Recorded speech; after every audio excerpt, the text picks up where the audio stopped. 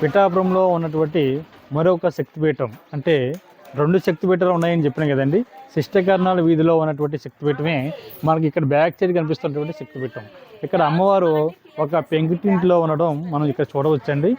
ఈ టెంపుల్కి సంబంధించినటువంటి స్థల పురాణం అంతా కూడా ఇక్కడ ఉన్నటువంటి అర్చక స్వామితో మనం పూర్తిగా ఈ అమ్మవారి యొక్క స్థల పురాణం గురించి మనం తెలుసుకునేటువంటి ప్రయత్నం చేద్దామండి. ఇక్కడ బ్యాక్ సైడ్ చూడొచ్చండి. ఇక్కడ అష్టాదశ శక్తిపీఠాలు ఎక్కడెక్కడ ఉన్నాయి అనేటువంటి విషయాలన్నీ కూడా ఇక్కడ ఫ్లెక్స్ రూపంలో ఏర్పాటు చేయడం జరిగింది. లోపల కూడా అమ్మవారి యొక్క మూల విరాట్ని కూడా మనం చూడవచ్చండి.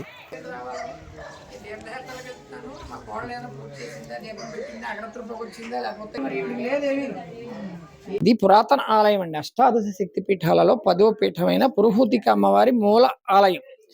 అయితే ఇలా చూస్తే చాలా చిన్న గుడిలా ఉంది. ఇది శక్తిపీఠమా అని ఒక సందేహం కలిగితే వేరే చోట కూడా ఈ పురుహూతిక అమ్మ పేరుతోటే ఆలయం ఉంది. అక్కడ ప్రధానాలయమా ఇక్కడ ప్రధానాలయమా అని ఒక సందేహం కలగచ్చు. అయితే మన చరిత్ర శాసనాల ఆధారితంగా చూసుకుంటే ఒక 500 సంవత్సరాల క్రితం వరకు కూడా ఈ దేశంలోనే చాలా ప్రసిద్ధమైనటువంటి ఆలయాలలో ఒకటిగా వెలుగున్నటువంటి ఆలయాన్ని ఏనామటి దండయాత్రల కారణంగా కూలగొట్టబడిందా, భూకంపం, ఉప్పిన, సునామీ ఇలాంటి ప్రకృతి వైపరీత్యాల వల్ల డ్యామేజ్ అయిందో తెలియదు కానీ సుమారుగా ఒక 300 ఏళ్ళు భూ అంతర్భాగంలో ఉండిపోయింది. ప్రధాన విగ్రహం పక్కన వెండి తొడుగు వేసిన విగ్రహమే ప్రధాన విగ్రహం అండి. పైన వెండి కవచం వేశారు, బేసికల్ గా చెక్క. అయితే 500 ఏళ్ల క్రితం ఎప్పటిది అన్నది మనం ఆలోచించుకుంటే ఒక ఆలయం యొక్క కాల నిర్ధారణ చేయాలి అంటే 3 ప్రమాణాలు తీసుకుంటాం. 1 పౌరాణిక నేపథ్యం, 2 చారిత్రక ఆధారాలు, 3 ఆర్కియాలజికల్ గైడ్ లైన్స్. పౌరాణిక నేపథ్యం చూసుకుంటే మనం ఏ యుగంలోకి వెళ్ళినా కృతయుగంలో కూడా పార్వతీ పరమేశ్వరుడు అన్నారు కానీ పరమేశ్వరుడు సతీదేవిని ఏ పురాణ కథలో చెప్పినట్టు లేదు. ఒక దక్షయజ్ఞం సంఘటన మినహా. అంటే కృతయుగ ఆరంభంలో జరిగిన సంఘటన అన్నమాట ఈ దక్షయజ్ఞ. ఆ సతీదేవి శరీర విభజన అన్న విషయం. ఆ శరీర భాగాలు పడితేనే కదా శక్తిపీఠాలు ఏర్పడ్డాయి. యాక్చువల్గా శక్తి అండి, ఆవిడకి శరీరం ఏముంటుంది? శక్తి లేకపోతే సృష్టి లేదు. ఇన్ని లక్షల కోట్ల గెలాక్సీలు రన్ అవుతుందంటే ఒక శక్తికి అనుసంధానంగానే ఆ శక్తే ఆ అమ్మవారి రూపం. పార్వతీదేవి అయినా సతీదేవి అయినా కానీ సతీదేవి కాలం కాబట్టి సతీదేవి అని చెప్పుకోవాలి. కొంతమంది యూట్యూబ్ ఛానల్స్ లో చాలా మంది, మనం చెప్పకూడదు కూడా, పేరున్న చాలా మంది ప్రవచనకర్తలు కూడా పార్వతీదేవి శరీర భాగాలనే చెప్తున్నారు. అది తప్పు. పార్వతీదేవి శరీర భాగాలు అనడం చాలా తప్పు. సతీదేవి ఆ కాలం నాటి ఈ పీఠాలు. అలాగే ఆ విగ్రహాలు కూడా చెక్క విగ్రహాలు మీకు 1000 సంవత్సరాల క్రితమే ఉండేవి భారతదేశంలో. ముందు రాతి విగ్రహాలు లేవు. దరిదాపు పాతాలయాలు ఎక్కడ చూసినా అతివరదరాశ్రమం అంటే అతి చెట్టు, పూరి వేప చెట్టు, తొలి తిరుపతి, వాడపల్లి ఇవన్నీ కూడా చెక్కే. ఒక స్థపతి గారు అంటే ఒక బ్రహ్మంగారు అడవిలోకి వెళ్తే కొన్ని సంవత్సరాలు గాలించవలసి వచ్చేది. ఒక వృక్షంగా ఒక విగ్రహం కానీ ఒక ధ్వజస్తంభం కానీ చెయ్యాలంటే ఆ వృక్షాన్ని అన్వేషించడానికి. వేప అంటే కొన్ని 100 రకాల వేపలు ఉన్నాయి, అది ఏంటన్నా తెలియాలి. అలాగే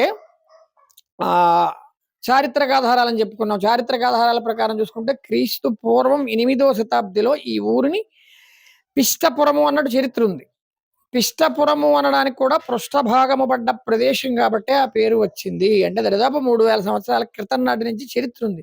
పిష్టపురము అనేవారు, పీఠపురము అనేవారు, పీఠికాపురము అనేవారు. పీఠాపురంగా రూపాంతరం చెందింది.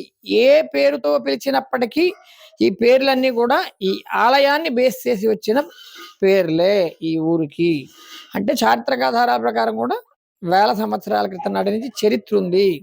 అలాంటి ఆలయాన్ని మరి దండయాత్రల వల్ల కూలగొట్టబడిందా, భూకంపం, ఉప్పిన, సునామీ లాంటి ప్రకృతి వైపరీత్యాల వల్ల డ్యామేజ్ అయిందో తెలియదు కానీ ఆలయం కూలగొట్టబడి ఆ విగ్రహం కూడా చాలా సంవత్సరాల భూ అంతర్భాగంలో ఉండిపోయిన తర్వాత మళ్ళా దరిదాపు 200 ఏళ్ల క్రితం తీసి చాలా ప్రయత్నాలు చేశారు మళ్ళా అంత ఆలయం కట్టాలి అనే ఉద్దేశంతో. కానీ ఎందుకో కట్టలేకపోయారు. ఏదో భయం, ఎలా కట్టాలి, ఏ వస్తువు కట్టాలి, ఏ ఆగమ ప్రకారం కట్టాలి, ఆవిడ ఒక ఆవిడని పెట్టాలా, లేకపోతే పక్కన పరమశివుని నెట్టాలా, ఇలా పరమణ ముఖంగా ఉంది ఇలా ఉంచేయాలా, తూర్పు ముఖానికి మార్చాలా, పరమేశ్వరుని పెడితే ఆయన ఏ రకంగా పెట్టాలి, అసలు పీఠ భాగము అన్నదే బయటికి కనిపించిన ప్రదేశం, వెనక కూర్చునే స్థానం, ఆ స్థానం పడ్డ ప్రదేశం కాబట్టి కట్టచ్చా కట్టకూడదా, ఇలాంటి భయ సందేహాల మధ్య ఆలయ నిర్మాణం జరగలేదు.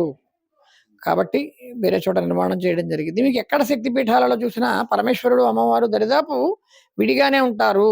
శ్రీశైలంలో కలిపి ఉంది అంటే శ్రీశైలంలో కూడా 2 ఆలయాలు అవి. భ్రమరాంబ ఆలయ పూజా విధానం వేరు, అక్కడ బ్రాహ్మణ వేరు, మల్లికార్జున స్వామి పూజా విధానం వేరు. ఎక్కడైనా వేరు. ఎందుకంటే ఇందాక చెప్పాను చూసారా, పార్వతీదేవి సతీదేవి కాలం నాటివని.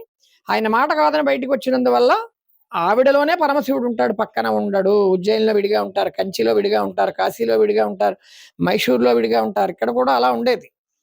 అయితే ఈ ఆలయ పునర్నిర్మాణం చెయ్యినప్పటికీ ఆ శక్తి నిక్షిప్తమైనటువంటి విశిష్టమైనటువంటి ఈ క్షేత్రం పిఠాపురం పాత బస్ స్టాండ్ దగ్గర శిష్టీకరణాల వీధిలో ఉన్నటువంటి మూల పురుహూతిక అమ్మవారి ఆలయం. ఆ శక్తి ఇక్కడ ఉంది. మనస్ఫూర్తిగా అమ్మవారిని దండం పెట్టుకుంటే ధర్మబద్ధమైనటువంటి మీ కోరికలు నెరవేరుతాయి. హారతిస్తాను, స్వాములు ఉన్నారు కదా, ఒక్కసారి. నిలయనామదేశ శ్రీనాథ్ నామదేశ శ్రీ విద్య నామదేశ స్వామి వామనేశ్వర గోత్రభ్య రాజేష్ నామదేశ మమత నామదేశ అభిరామ్ నామదేశ నేహాన్విత నామదేశ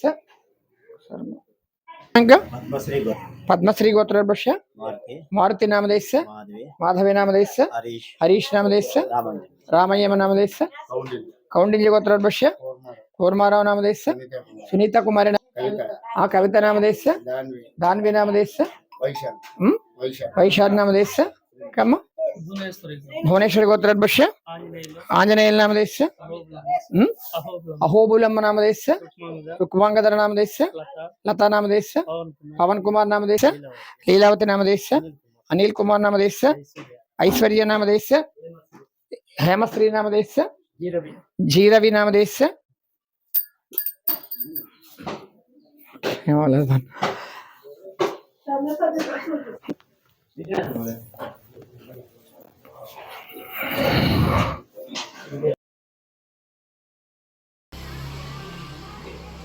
నిమ్మకాయ డిప్ప అందులో వేసి చిన్న చెంగు ఎవరైనా చూస్తారా అని పెడతారు.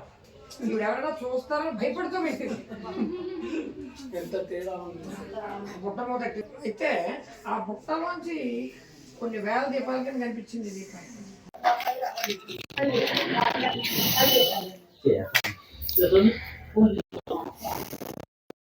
ఇది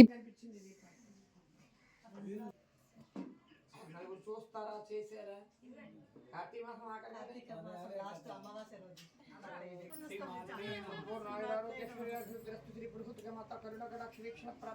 దిగ్విజయమస్తు మనోవాంఛిత బల సిద్ధిరస్తు ఆయురారోగ్యశ్వర్యాభివృద్ధిరస్తు శ్రీ పురుహూతిక మాత కరుణకటాక్ష దిగ్విజయమస్తు విద్యా వినయ తేజో ఆయురారోగ్యశ్వర్యాభివృద్ధిరస్తు సంపూర్ణ ఆయురారోగ్యశ్వర్యాభివృద్ధిరస్తు మనో